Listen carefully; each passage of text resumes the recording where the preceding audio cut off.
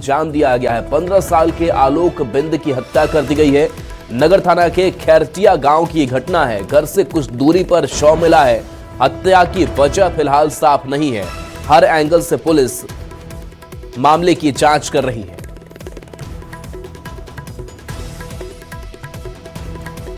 तो बता दें कि गोपालगंज में किशोर की हत्या और इस मामले में छानबीन जारी है। घर से कुछ दूरी पर शव मिला है। हालांकि इस पूरे मामले को लेकर अलग अलग एंगल से जांच हो रही है। हत्या की वजह फिलहाल साफ नहीं। पता नहीं फोन किसका आया था। कोई दोस्त फोन किया था क्या? अब पता नहीं सर, मोबाइल तो मेरे पास नहीं था, उसी के पास था। अभी तक मेरे पास नहीं है मोबाइल सर। वो तो हम घर पे जब निकले ना, जाके एक आदमी ने खबर दिया कि नहीं आपका लड़का गिरा हुआ है। हम जाके देखे तो उसको सर वहीं पे गिरा हुआ था, गोली लगा था। 5 मिनट का काम है, 5 मिनट। क्या नाम है आपका? चंदन प्रसाद। किसी से कोई विवाद भी था? सर विवाद था तो अभी तो हम सर पहले झगड़ा वगड़ा हुआ था कुछ लोगों से। किससे झगड़ा हुआ था? कहाँ के लोग थे? गांव के ही। खबर मोतिहारी से है, जहां एक अजीबोगरीब मामला सामने आया है। बरियारपुर के एक होटल में शादी समारोह चल रहा था। तभी एक मौलवी ने बीच में घुसकर स्टेज पर खड़ी एक युवती के सिर पर हाथ फेर दिया, जिसके बाद वो लड़की बेहोश हो गई और फिर उसके बाद अजीब सी हरकत करने लगी। इस घटना से हैरान परेशान परिजनों ने मौलवी की जमकर धुनाई कर दी और उसे टॉयलेट में बंद कर दिया और पुलिस को इस घटना की सूचना दी गई। बाद में मौलवी की तलाशी में उसकी जेब से एक रुमाल मिला जिसमें नशीला पदार्थ था और पूछताछ में पता चला कि वो छत्तीसगढ़ का रहने वाला है। पुलिस ने उसे हिरासत में लेकर पूछताछ की है।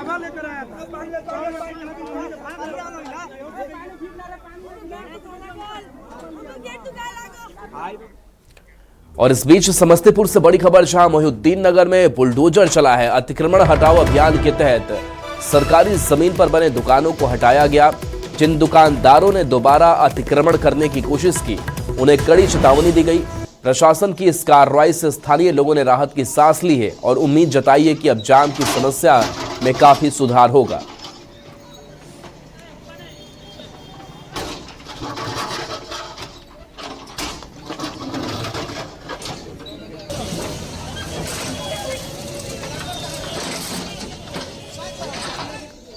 अवैध कप सिरप मामले में ईडी का जबरदस्त एक्शन देखने को मिला। यूपी, झारखंड और गुजरात के 25 ठिकानों पर ईडी की टीम ने छापेमारी की। रांची के तुपुदाना में 2 जगहों पर दबिश दी गई। ये रिपोर्ट आपको दिखाते हैं।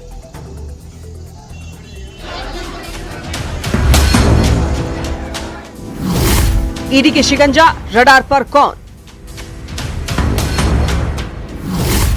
झारखंड में ताबड़तोड़ छापेमारी। कहां जुड़े कफ सिरप के इसके तार? क्या गैर कानूनी कफ सिरप के धंधे का तार झारखंड से जुड़ा हुआ है? इस सवाल का जवाब खोजने और इस कफ सिरप के धंधे पर बड़ी कार्रवाई करते हुए ईडी ने रांची में छापेमारी की।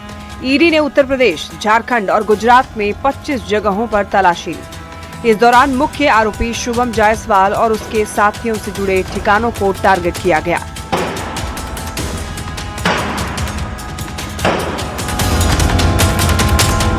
रांची में तुपुदाना में ईडी की बड़ी कार्रवाई जारी है। शैली ट्रेडर्स के वेयर हाउस और सिल्वर स्प्रिंग अपार्टमेंट में छापेमारी की गई। फ्लैट नंबर 1C, जहां आरोपी शुभम जायसवाल किराए पर रहते थे, वो बंद मिला, जिसके बाद टीम ने ताला तोड़वाकर जांच की। राकेश कुमार के फ्लैट में ही शुभम जायसवाल किराए पर रहते थे। शुभम जायसवाल का कनेक्शन उत्तर प्रदेश से जुड़ा हुआ है। उत्तर प्रदेश में रौबदार लोगों में उनका नाम आता है। क्या है ये पूरा मामला, जानिए। अधिकारियों के मुताबिक इस क्राइम से 1000 करोड़ रुपए से ज्यादा की कमाई हुई है। मुख्य आरोपी शुभम जायसवाल अभी फरार है और माना जा रहा है कि वो दुबई में है। जो स्थानीय लोग हैं वो बताते हैं कि शुभम जायसवाल के एक ठिकाने नहीं है रांची में। शुभम जायसवाल कई अन्य ठिकाने पर भी रहते हैं, जिनमें से कि कुछ आगे और चलकर वहां भी उनका किराए का मकान है। इसी अपार्टमेंट के दूसरे तल्ले पर भी वो किराए में रह चुके हैं। यानी जो सिस्टम बता रहा है वो ये बताता है कि कहीं ना कहीं शुभम जायसवाल अपने फ्लैट को बदलते रहे हैं। हालांकि अब भी वो फ्लैट में नहीं थे। वहीं इस मामले को लेकर बयानबाजी भी खूब हो रही है। कांग्रेस ने कहा कि इसकी शुरुआत बहुत पहले हो जानी चाहिए थी। जब मध्य प्रदेश में 11 बच्चों की मौत हुई थी। बहुत विलंब से इस मामले में रेड की शुरुआत हुई है।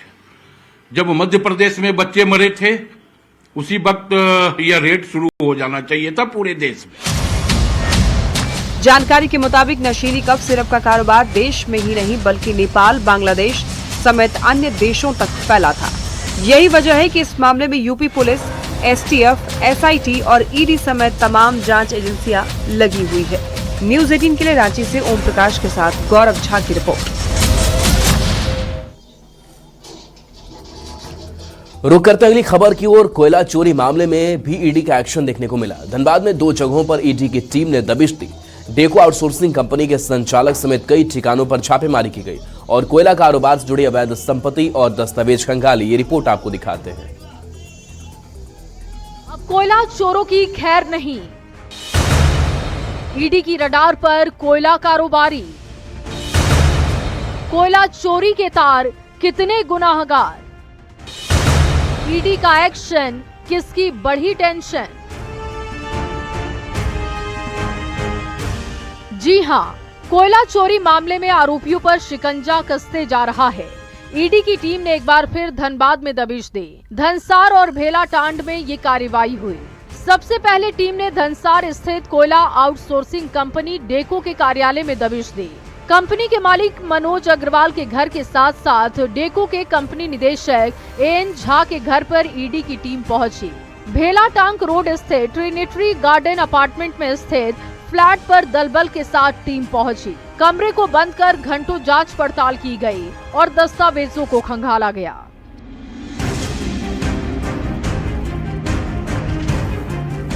सूत्रों के मुताबिक ईडी की टीम दोनों स्थानों में वित्तीय लेन देन, कोयला कारोबार से जुड़े दस्तावेजों और इलेक्ट्रॉनिक डेटा की जांच में जुटी है। पिछले महीने 21 नवंबर को भी ईडी ने धनबाद में लगभग 18 ठिकानों पर छापे डाले थे और उसी के आधार पर ये कार्रवाई हुई। बता दें कि कोयलांचल की राजनीति कोयले के अवैध कारोबार से चलती है। इसमें कोयला अधिकारी, कारोबारी और राजनेता एक मजबूत गठजोड़ बनाकर सरकारों को नुकसान पहुंचाते हैं और खुद खूब पैसा कमाते हैं, जिससे वो रातों रात फर्श से अर्श तक पहुंच जाते हैं। माना जाता है कि इस जांच में कोयला अधिकारियों के साथ साथ राजनीति से जुड़े लोगों का भी पर्दाफाश हो सकता है, जो कोयलांचल की राजनीति को प्रभावित करते रहे हैं। और किशनगंज से बड़ी खबर, जहां आवासीय गर्ल्स स्कूल की बच्चियां बीमार है। 10 से ज्यादा बच्चियों को फूड पॉइजनिंग हो गया है। महेश बतना खाड़ी बस्ती में ये पिछड़ा वर्ग आवासीय गर्ल्स स्कूल है। किशनगंज से ये बड़ी खबर, जहां 10 से ज्यादा बच्चियां बीमार पड़ गई हैं। फूड पॉइजनिंग की समस्या इन्हें हुई है। तस्वीरें अस्पताल की दिखा रहे हैं, जहां वो भर्ती कराई गई हैं, खतरे से बाहर हैं। महेश बतना खाड़ी बस्ती में यह पिछड़ा वर्ग आवासीय गर्ल्स स्कूल है, जहां फूड पॉइजनिंग का मामला सामने आया।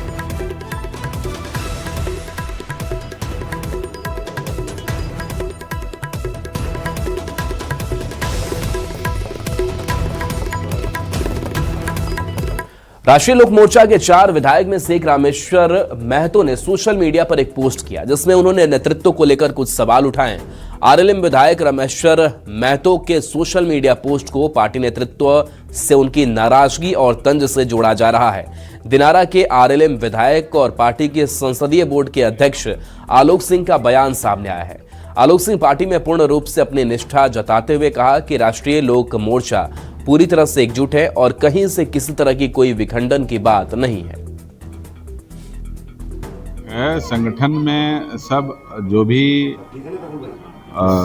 हमारा राष्ट्रीय लोक मोर्चा परिवार बिल्कुल अटूट है और कहीं भी किसी हम लोग 4 एमएलए चुन के आए हैं और चारों विधायक एक हैं एकदम, उसमें कहीं भी ये सब चीज़ नहीं है कि कहीं किसी तरह का इब्बट। राष्ट्रीय अध्यक्ष जी का जो भी निर्णय हुआ सबको स्वीकार है। केंद्रीय मंत्री जीतन राम मांझी ने एक बार फिर से शराबबंदी कानून पर बड़ा सवाल उठा दिया। मांझी ने कहा कि नीतीश कुमार का शराबबंदी कानून अच्छा है, लेकिन यहां बड़े बड़े तस्कर को छोड़ा जा रहा है। बड़े तस्कर पैसे का इस्तेमाल कर छूट जा रहे हैं। गरीब लोगों को पकड़कर जेल भेजा जा रहा है। 6 लाख से ज्यादा मामलों में गरीब लोग जेल में बंद है। मांझी ने कहा कि गरीबों को नहीं पकड़ना चाहिए। तो शराबबंदी तो बहुत आवश्यक है, होना ही चाहिए, शराब जो पीता है वो राक्षस हो जाता है। लेकिन शराबबंदी के नाम पर जो कार्रवाइयाँ हो रही है वो गलत है। कार्रवाइयाँ में दोहरा चरित्र अपनाया जा रहा है कि जो बड़े बड़े तस्कर हैं, हजारों लाखों लीटर में जो खेलते हैं वो बच रहे हैं। मोटा पैसा उनके पास है, लगता है उसका उपयोग करते होंगे। जो पुलिस पदाधिकारी है, एक्साइज पदाधिकारी है, सिविल पदाधिकारी है, कोटा पुराने के लिए उन्हीं को पकड़ता है और बड़का बड़का को छोड़ देता है। आज 5 लाख या 6 लाख शराब के संबंधी केसेज हैं। उस केसेज में 4 लाख के आसपास सब गरीब तबके के लोग हैं। किसी को बेल हुआ है, किसी पर केस है, इत्यादि। और वो गरीब कौन है? जो मजदूरी करके अपना जीवन व्यतीत करते हैं। तो मेरा कहने का मतलब है कि शराबबंदी का से कार्रवाई इस कदर होनी चाहिए कि कम से कम जो गरीब लोग हैं उनको इस प्रकार से कार्रवाई से वंचित रखना चाहिए। रोहिणी आचार्य ने अपील किया है नीतीश कुमार से और कहा है कि बेटी जो मायके आती है उसको अच्छा वातावरण मिले और सुरक्षा, बेटियों की सुरक्षा की मांग कर रही है बिहार। रोहिणी, उनको दिक्कत कहाँ है? दिक्कत उनके घर में है। बेटियां तो यहाँ सुरक्षित है। बिहार के लाल और क्रिकेटर वैभव सूर्यवंशी ने एक और रिकॉर्ड ध्वस्त करते हुए अंडर 19 एशिया कप में करियर की सबसे बड़ी पारी खेली। 14 साल के वैभव ने यूएई के खिलाफ 95 गेंदों पर 171 रन बनाए। 180 की स्ट्राइक रेट से बैटिंग करते हुए वैभव सूर्यवंशी ने 14 छक्के और 9 चौके जड़ते हुए यूथ वनडे में सबसे ज्यादा छक्का जड़ने वाले बैट्समैन भी बन गए हैं।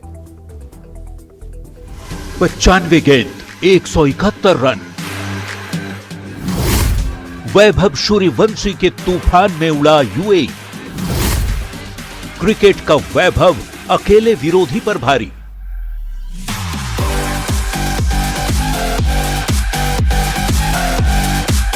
क्रिकेट का चमकता, उभरता और सबसे युवा चेहरा। वो जब मैदान पर उतरता है तो विरोधी टीम के गेंदबाजों के पसीने छूटने लगते हैं। वो बल्लेबाजी करता है तो हर मैच में अपना ही रिकॉर्ड तोड़ डालता है। हम बात कर रहे हैं बिहार के समस्तीपुर के उस किशोर की जो महज 14 साल की उम्र में अपने बल्ले के दम से सीनियर्स को भी ताली बजाने पर मजबूर कर देता है। वैभव सूर्यवंशी, जैसा नाम वैसी ही धाकड़ बल्लेबाजी। बिहार के लाल वैभव सूर्यवंशी ने अंडर 19 एशिया कप में यूएई के खिलाफ 171 रनों की धुआंधार पारी खेली। इस दौरान उन्होंने भारत के लिए अंडर 19 में शुभमन गिल का रिकॉर्ड तोड़ते हुए दूसरा सबसे बड़ा स्कोर बनाने का रिकॉर्ड भी अपने नाम कर लिया। सूर्यवंशी ने शुभमन गिल और एबी डिविलियर्स को पीछे छोड़ते हुए अंडर 19 क्रिकेट में एक ही पारी में सबसे ज्यादा छक्का जड़ने का रिकॉर्ड भी अपने नाम कर लिया। क्रिकेट के रिकॉर्ड वीर वैभव अंडर 19 एशिया कप में 171 रनों की तूफानी पारी खेली।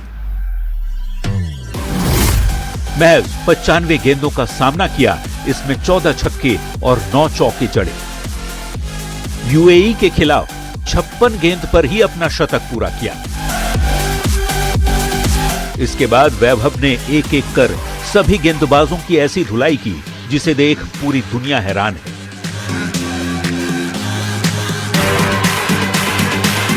छक्कों और चौकों की बरसात कर वैभव ने अपनी बेहतरीन पारी खेल भारतीय टीम के यूथ वनडे में सबसे बड़ा स्कोर 433 खड़ा कर दिया।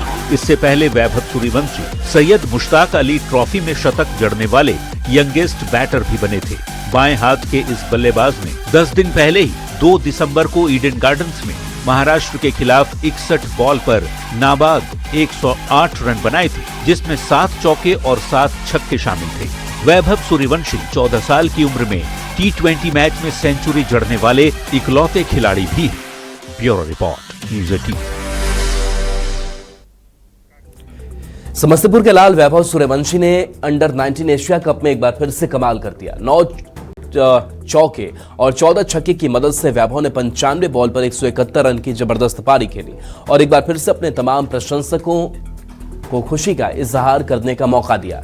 वैभव के नाना उनकी तारीफ करते हुए कहते हैं कि एक दिन वैभव टीम इंडिया के लिए खेलेगा। पूरे बिहार ही नहीं, देशवासियों को गर्व का क्षण महसूस हो रहा है कि वैभव सूर्यवंशी यही नहीं, आगे बेहतरीन खेल का प्रदर्शन करते हुए इंडिया टीम के लिए भी चयनित होगा और धमाकेदार बल्लेबाजी करते हुए देश का नाम पूरे विश्व में रोशन करेगा। सरकार 15 दिसंबर से राज्य भर में 700 से अधिक केंद्रों पर किसानों से 2450 रुपए प्रति क्विंटल की दर से धान खरीद शुरू करने जा रही है, लेकिन कई इलाकों में किसानों के पास अब धान बचा ही नहीं है। कांके के होचर गांव में ज्यादातर किसान पहले ही महाजन के कर्ज और आर्थिक मजबूरी के चलते 1500 से 1600 रुपए प्रति क्विंटल पर बिचौलियों को धान बेच चुके हैं। किसानों का आरोप है कि सरकार ने देर से खरीद शुरू की और चुनावी वादा 3200 रुपए का था, जो अब घटकर 2450 रह गया। धान नहीं आप लोगों के पास? धान था तब बेच दिए, 15-16 रुपये किलो।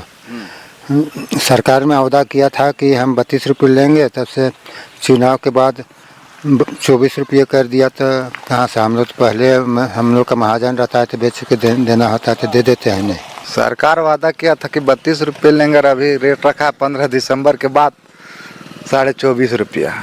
अब किसान, सरकार पीछे हो जाता है धान लेने में, किसान को पैसा का जरूरत रहता है तो पहले बेच देता है बिचौलिया के पास।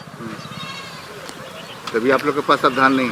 अब धान कहाँ है, हम लोग को पैसा की जरूरत रहता है, सबको ऋण महाजन रहता है, देना रहता है, तो हम लोग सरकार का आसरा देखते रहेंगे तो महाजन को कहाँ से पैसा देंगे। राज्य भर में धान के किसानों से सरकार 15 दिसंबर से धान की खरीद करने जा रही है, लेकिन वास्तव में क्या राज्य भर के किसानों ने अपने पास धान रखा है? हम इस समय राजधानी के ग्रामीण इलाके में हैं, होचर इलाके में हैं, जहां किसानों ने बड़े पैमाने पर इस बार धान की खेती की थी, लेकिन वास्तव में क्या उनके पास अब धान है? हम लोग तो सब धान 15 दिन पहले ही बेच चुके हैं। हाँ। हम लोग को गवर्नमेंट अनाउंस करने में लेट कर दिया। गवर्नमेंट को पहले अनाउंसमेंट करना चाहिए था। नवंबर जब धान कटनी स्टार्ट हुआ था वही टाइम उन लोग को अनाउंसमेंट करना चाहिए था कि हम धान ये रेट में खरीदेंगे।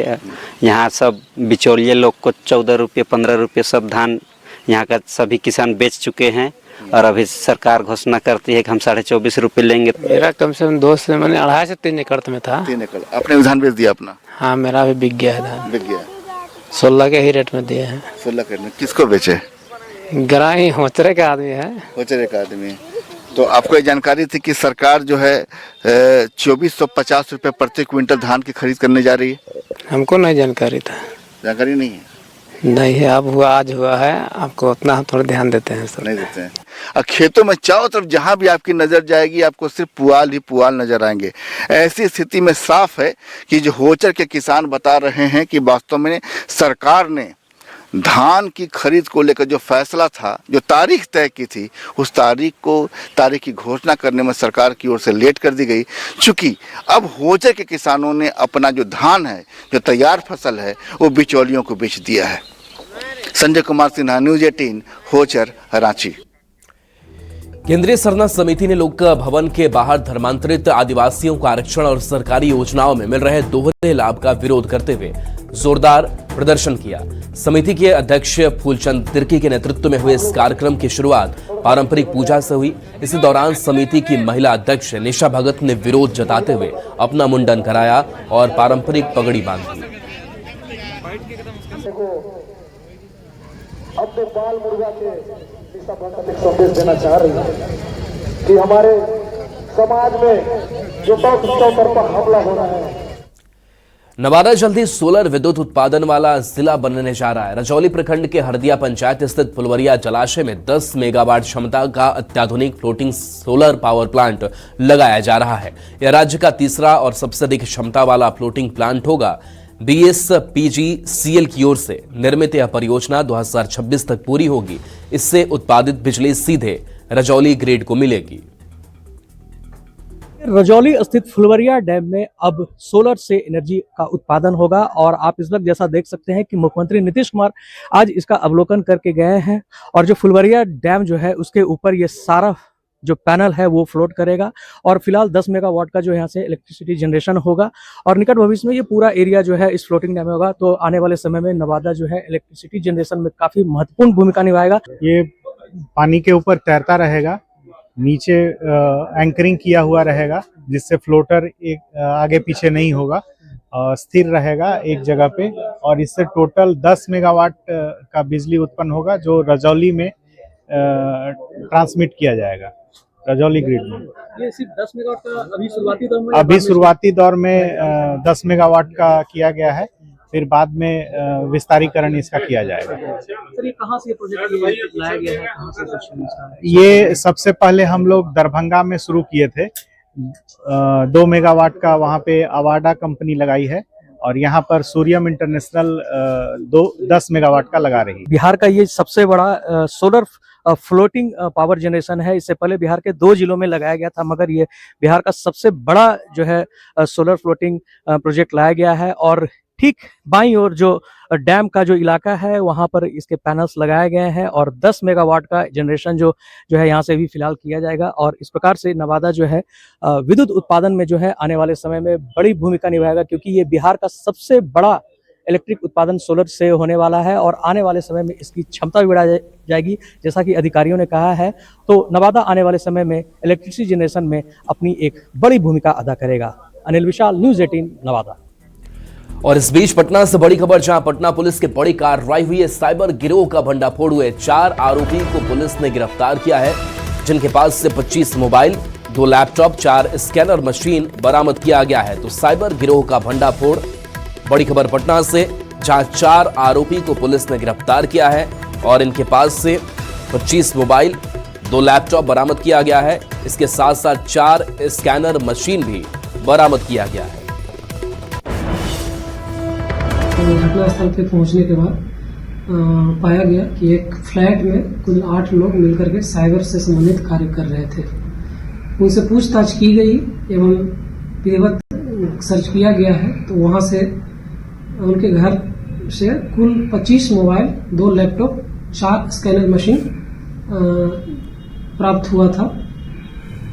उन लोगों से पूछताछ की गई तो उनकी पहचान कुंदन कुमार, धनराज कुमार, राकेश कुमार, गोलू कुमार के रूप में हुई है। और इस बीच नवादा से बड़ी खबर, जहां युवक की पीट कर हत्या कर दी गई है। बदमाशों ने युवक को बेरहमी से पीटा है। लूट का विरोध करने पर मारपीट हुई है। पटना ले जाने के दौरान युवक की मौत हो गई। मामले में 10 नामजद, 4 गिरफ्तार किए गए हैं। रो थाना क्षेत्र के रो भाटा के पास ही घटना हुई, जहां बदमाशों ने युवक को बेरहमी से पीटा और पटना ले जाने के दौरान घायल युवक की मौत हो गई। 10 नामजद बनाए गए हैं, 4 की गिरफ्तारी हो चुकी है।